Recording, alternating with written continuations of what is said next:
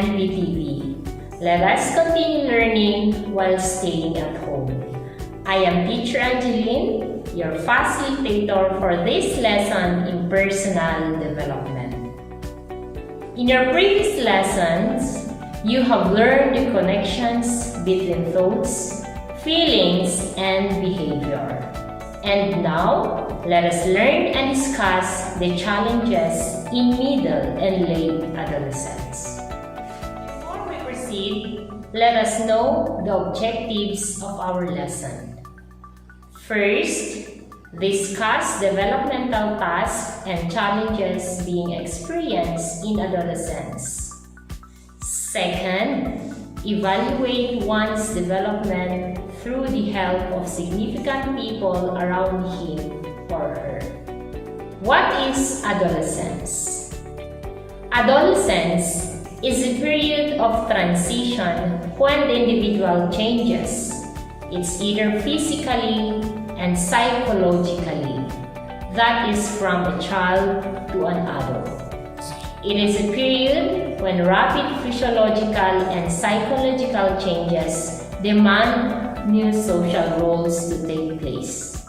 Prior to these changes, the adolescents often face a number of crises and dilemmas. It is the period when the child moves from dependency to autonomy. It demands significant adjustment to the physical and social changes. Erikson believed that each stage of life is marked by specific crisis or conflict between competing tendencies.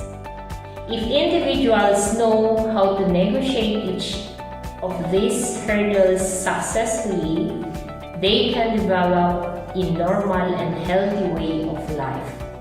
During this phase, adolescents must integrate various roles into consistent self-identity. If they fail to do so, they may experience confusion over who they are.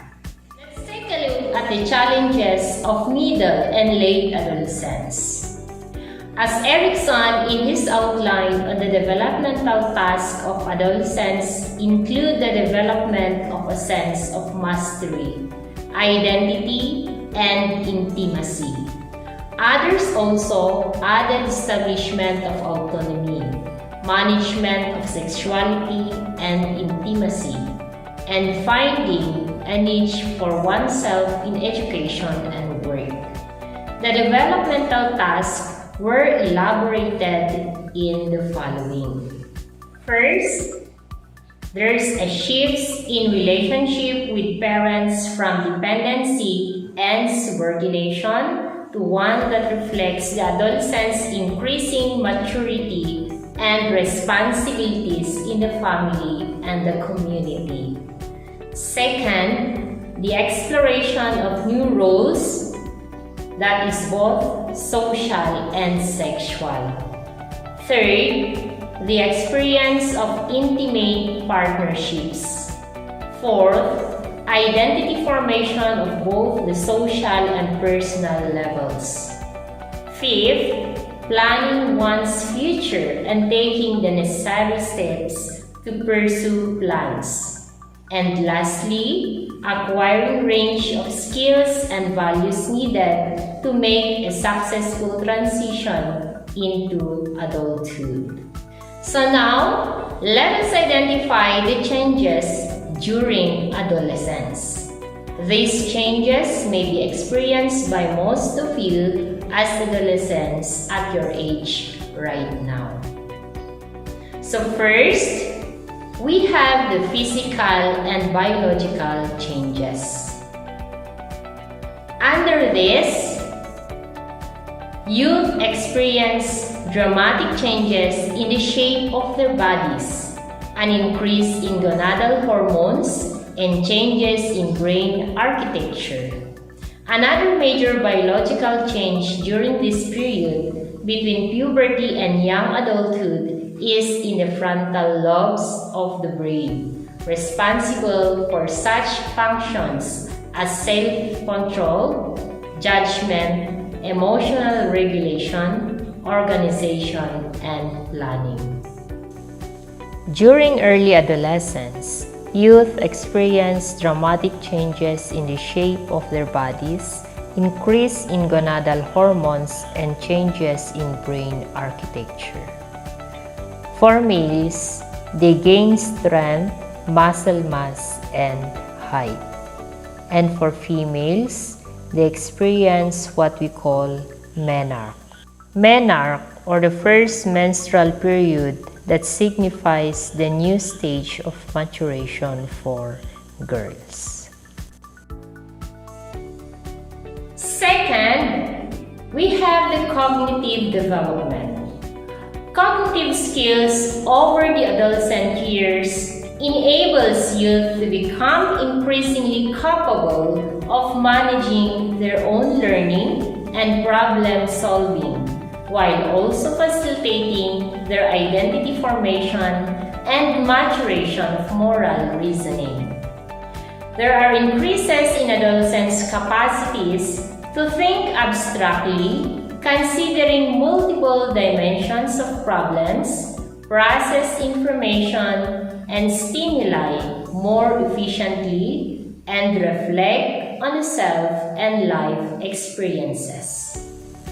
Youth become highly capable of managing their own learning and problem solving, while also facilitating their identity formation and maturation of moral reasoning. There are increases in adolescents' capacities to think abstractly. This abstract thinking helps them logically and systematically analyze ideas. Third, achievement. For some youth, there is a continued educational growth.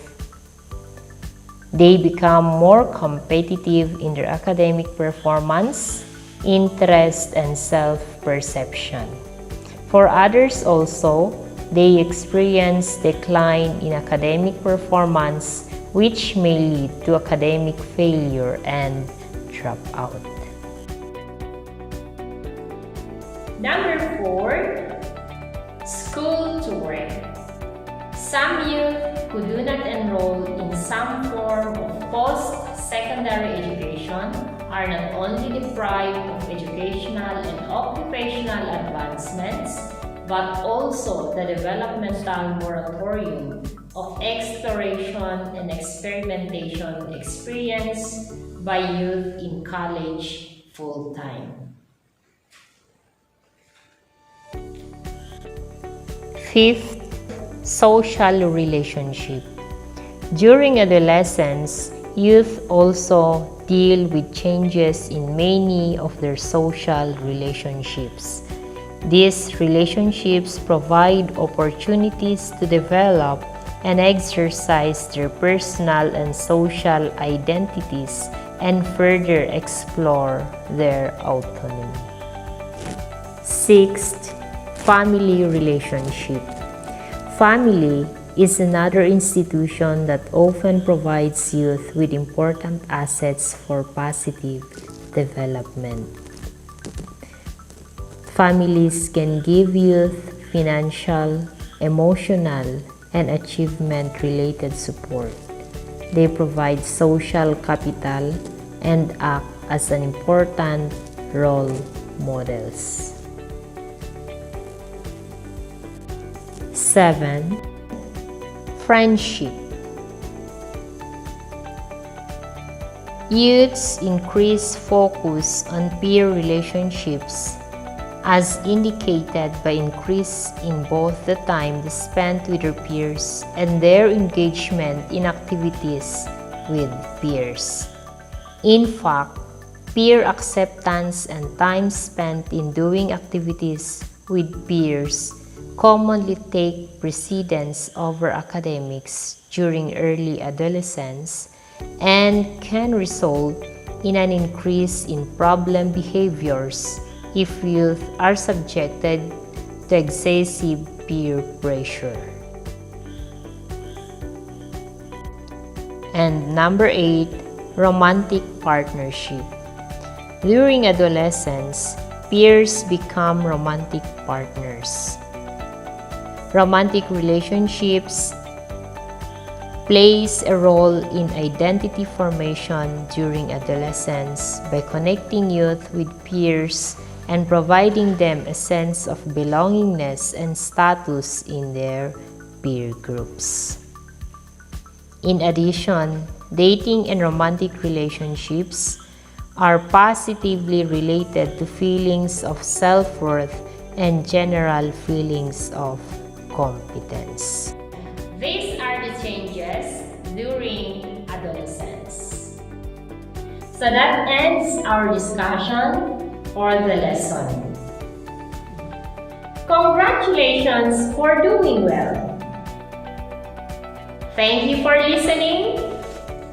Again, I am Teacher Angeline, your guide for this lesson. Goodbye!